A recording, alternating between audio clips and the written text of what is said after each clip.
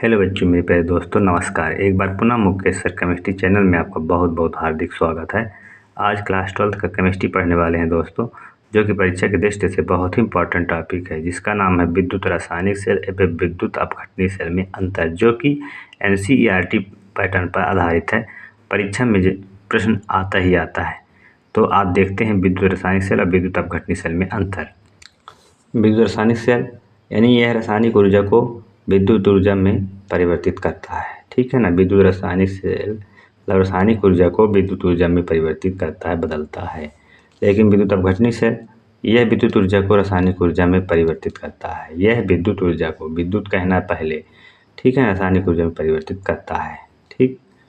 अगला, विद्युत रासायनिक सेल में यह दो अलग अलग विलयनों में दो इलेक्ट्रोड लगे होते हैं, जिन्हें लवण सेतु द्वारा जोड़ा जाता है। ठीक है ना। इसमें जो है वो होते हैं विलयन अलग अलग होते हैं, दो, और दो इलेक्ट्रोड लगे होते हैं, एक एक, मतलब दो अलग अलग, और उन्हें लवण सेतु के द्वारा जोड़ा जाता है। लेकिन विद्युत अपघटनीय सेल में इसमें दोनों इलेक्ट्रोड क्या होते हैं, एक ही विलयन में डूबे रहते हैं, डुबाया जाता है, और लवण सेतु की आवश्यकता नहीं होती है। चित्र से समझ लेते हैं प्यारे बच्चों।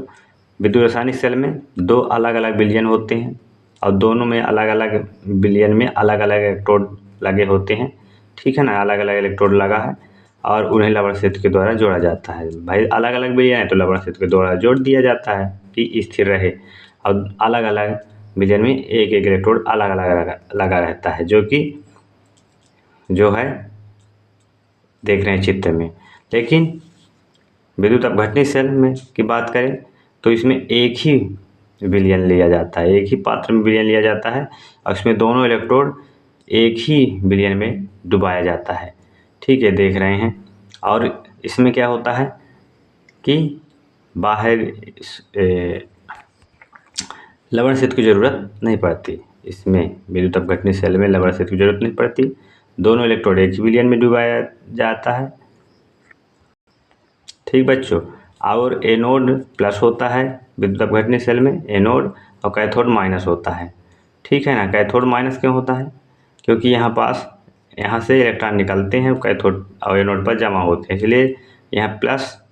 और विद्युत रासायनिक सेल में देखें, एनोड माइनस होते हैं और कैथोड प्लस होते हैं, एक दूसरे के उल्टा। इस प्रकार बच्चों ये दूसरा अंतर चित्र से अभी देखें कि इसमें दो अलग अलग विलयन में दो इलेक्ट्रोड लगे होते हैं, जिन्हें लवण सेतु द्वारा जोड़ा जाता है। ये विद्युत रासायनिक सेल के हुआ।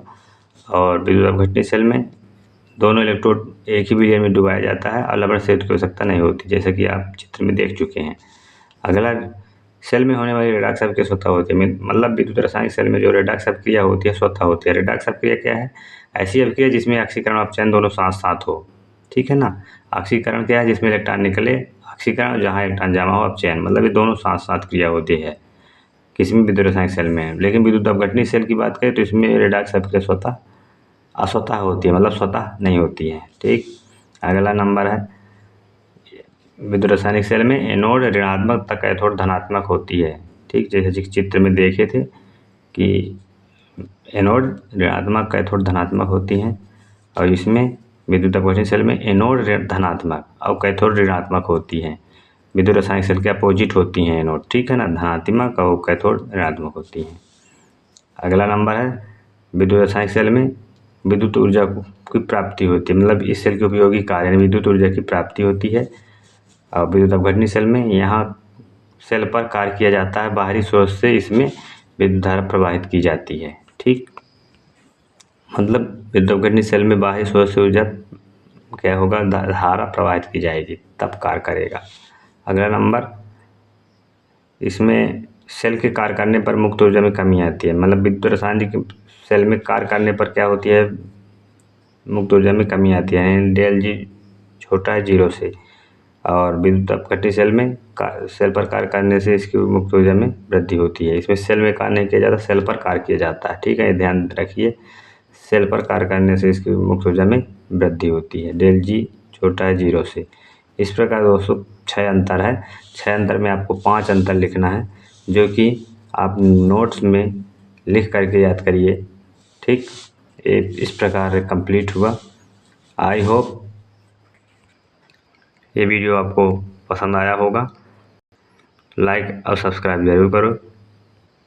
ठीक है स्टूडेंट, लाइक एंड सब्सक्राइब ज़रूर करें और कमेंट के माध्यम से बताएं वीडियो कैसे लगा। Thank you.